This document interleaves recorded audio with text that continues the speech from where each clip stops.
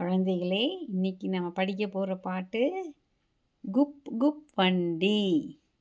நீங்கள்லாம் ட்ரெயினில் போயிருக்கீங்களா? உங்களுக்கு ட்ரெயினில் போகிறக்கு பிடிக்குமா? அப்பா அம்மா கூட போயிருப்பீங்களா?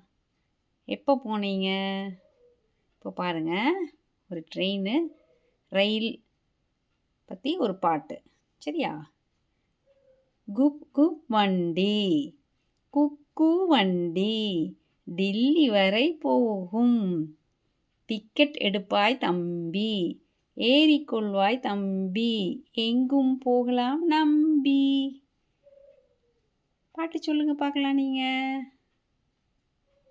குப் குப் வண்டி. உங்களுக்கு இந்த பாட்டு பிடிச்சிருக்கா?